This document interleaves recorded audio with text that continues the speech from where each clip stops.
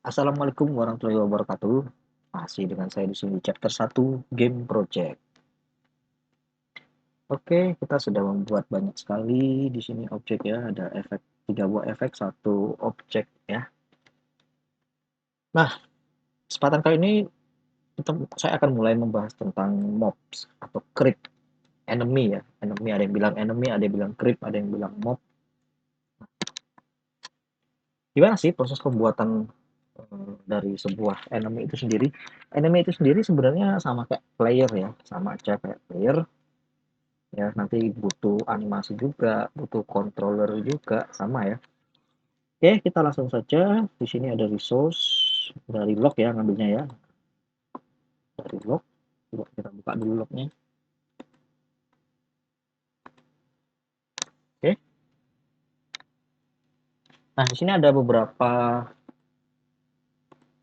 sprite ya, ada beberapa sprite dari mob itu sendiri. Ada di sini kalau kita lihat animasi apa yang ada, walking, jalan ke bawah ya, jalan ke atas, jalan ke kanan, dan jalan ke kiri. Lalu tidur, sleeping, bangun ya. Oke. Berarti sekitar ada 7 klip animasi yang dapat dibuat. 6 ya, sorry, 6 klip animasi yang dapat dibuat. Oke, di sini kita buat dulu aja.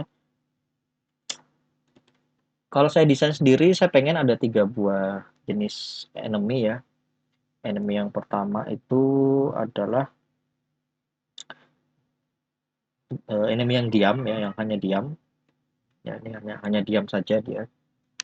Jadi jadi kalau ini enemy ini sifatnya pasif, diam ya, tidak bergerak, dan akan bangun ketika player mendekatinya ya. Ini bisa dipukul untuk drop item. Seperti itu ya. Terus yang enemy kedua adalah enemy yang aktif ini. Oke, ini aktif. Nah, ini rencananya ketika player mendekat ini akan mengejar ya. Mengejar, dan ketika player menjauh dia akan kembali ke pusatnya ya. Nah, kita akan jadikan yang tidur ini sebagai pusatnya. Jadi ceritanya begini. Ceritanya yang tidur ini kita sebut saja guard atau yang menjaga ya. Nah, yang ini kita sebut saja worker. Worker ini yang sedang bekerja ya, sedang bekerja di area guard. Nah, nanti worker ini akan mengejar kalau ada player yang mendekat. Itu ya. Kalau dan guard ini sendiri juga dapat dipukul, cuman guardnya tidak bisa bergerak ya. Ya, kita anggap saja guard ini semacam kayak tambang gitu lah ya, bisa sama konsepnya nanti sama. Oke, kita kasih nama saja kalau gitu. Kita rename mobs worker. Dan di sini kita rename mob guard. Ya bebas ya, nama terserah mau kasih nama apa aja boleh. Terus satu lagi saya taruh di sini.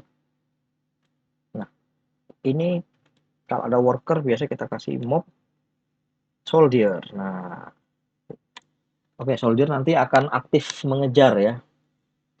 Dia akan aktif mengejar ketika masuk jarak serang, jarak dekat dia akan menyerang ya, akan datang mengejar dan menyerang. Oke.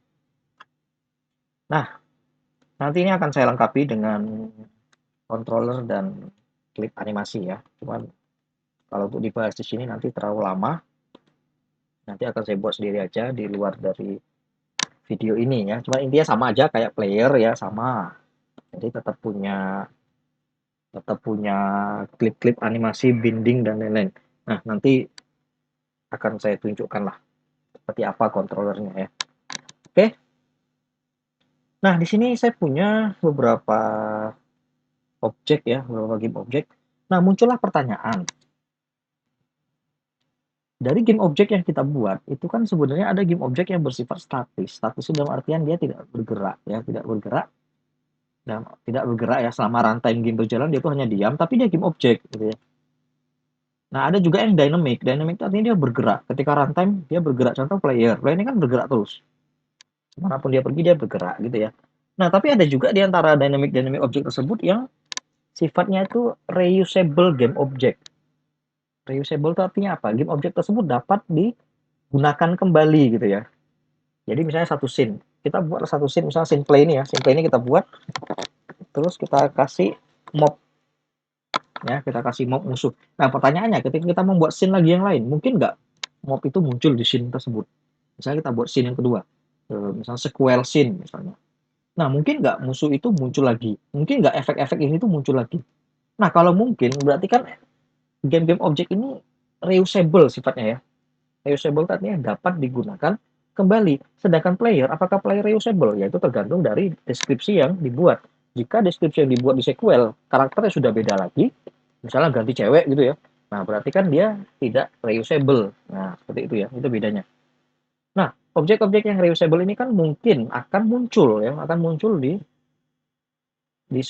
scene yang lain, atau bahkan mungkin dia bisa respawn. Respawn itu artinya apa? Ketika dia dihancurkan, dia bisa aktif kembali, akan muncul kembali. Itu kan respawn. Nah, respawn itu kan artinya dia memanggil objek itu, ya. Terkenalah dia sifatnya reusable gitu. Nah, dalam Unity untuk menangani reusable ini ada satu sistem dalam Unity yang dikenal dengan nama prefab, ya. Oke, kita buat saja satu folder baru di sini, prefab.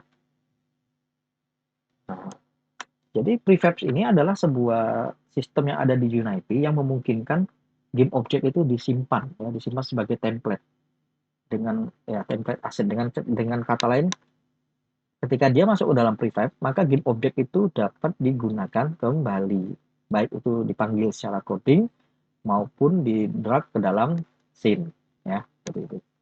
Nah, cara membuat prefab ini sebenarnya nggak terlalu sulit ya, kita buka aja foldernya. Cukup kita tarik saja ya, tarik saja ke folder prefab.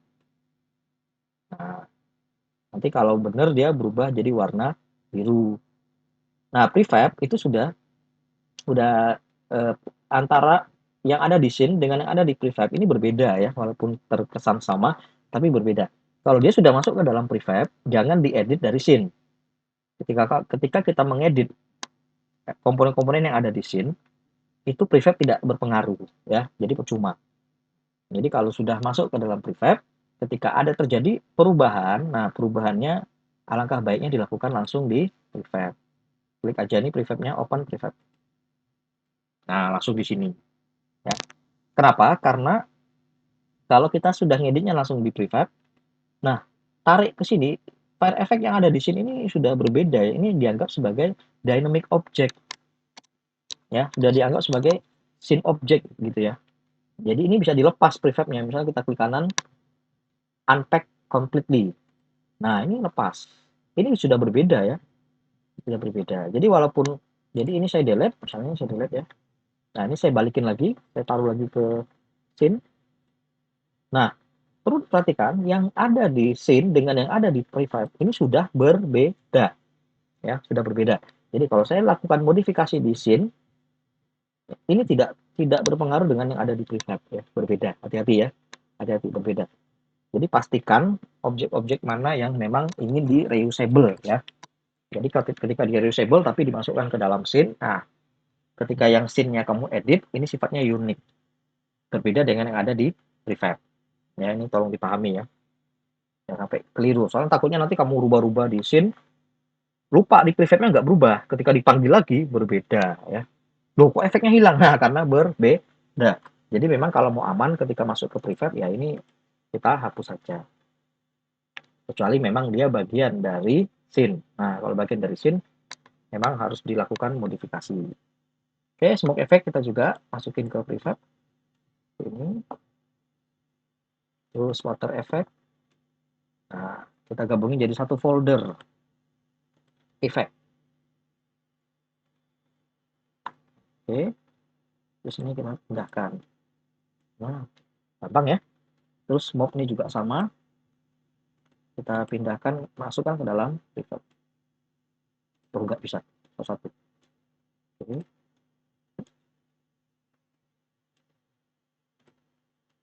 Nah, gitu ya. Kita buatkan satu folder baru. Oke, gampang ya. Jadi intinya mob dan efek ini nanti akan hadir sebagai reusable object ya, reusable game object. Dihapus saja nggak apa-apa. Nah, tinggal kayak gini. Hilang, dan nanti manggilnya gimana? Nanti dipanggil via coding ya, melewati script. Cara manggilnya gampang, nggak akan sulit. Nah, seperti itu prefab. Nah, ketika ada perubahan pada prefab, yaitu kita lakukan langsung di sini, open prefab. Cuma kalau saya pribadi sih, saya lebih suka langsung modif dulu di scene gitu ya. Jadi ini sebenarnya kalau saya loh ya, kalau saya itu tak tarik lagi ke sini, tak balikin lagi ke scene. Jadi saya balikin lagi ke scene-nya sini. Nah, nanti dari sini saya edit dulu, saya modif dulu. Nah, ketika selesai dimodif, baru saya simpan dia sebagai prefab. Nah, kalau saya kayak gitu. Ini saya unpack dulu aja. Nah, ini saya delete. Jadi, saya lebih senang melakukan modifikasi dulu pada monsternya ini. Nanti ketika siap, baru saya lempar kembali ke prefab. Jadi ngeditnya tuh lebih, kalau saya pribadi cara kayak gini jauh lebih mudah ya. Oke. Nah, itu tentang prefab. Jadi nanti mob ini untuk sementara akan dilengkapi dulu ya. Akan dilengkapi dulu animasinya. Ini belum lengkap. Untuk rule-nya sendiri untuk mob itu kan nanti punya rule. Nah, rule-nya nanti bahas ketika masuk ke scripting. Cuman yang jelas kita harus tahu dulu ini guard gunanya untuk apa. Ya, guard konsepnya nanti akan dikelilingi oleh soldier. Bisa 2, bisa 3, bisa 4, tergantung nanti pengennya seperti apa. Dan ada worker akan dikelilingi oleh worker. Nah, soldier nanti akan berada di spot-spot khusus yang akan kita tentukan ya. Jadi intinya dipukul mati respon, dipukul mati respon. Nah, waktu responnya bisa kita set mau berapa detik, mau berapa menit. Itu nanti bisa dilakukan setting di dalamnya ya, seperti itu. Nah, penting sekali buat kalian semua yang mendesain sebuah game ya, game-game objek itu harus jelas ya, pakainya apa aja, terus yang nanti jadi prefabnya apa aja, harus dilakukan dengan baik. Itu bisa dituangkan ke dalam description ya, GDD. Ada nanti di situ harusnya. Seperti itu. Supaya nanti apa? Supaya nanti tidak berantakan. Itu ya, kurang lebih seperti itu. Oke. Saya rasa ini dulu yang saya bahas untuk prefab ya. Jadi prefab itu intinya satu, kesimpulannya satu, prefab adalah game objek yang dapat digunakan kembali ya. Karena dalam bermain game kan tidak menutup kemungkinan game itu akan destroy, akan dihancurkan. Baik itu expirednya sudah habis ataupun dia dibunuh atau dihancurkan. Nah, setelah dihancurkan terkadang kita menginginkan untuk respon, untuk balik lagi. Nah, prefab berfungsi di situ. Baik, cukup sekian. Terima kasih atas perhatiannya. Assalamualaikum warahmatullahi wabarakatuh.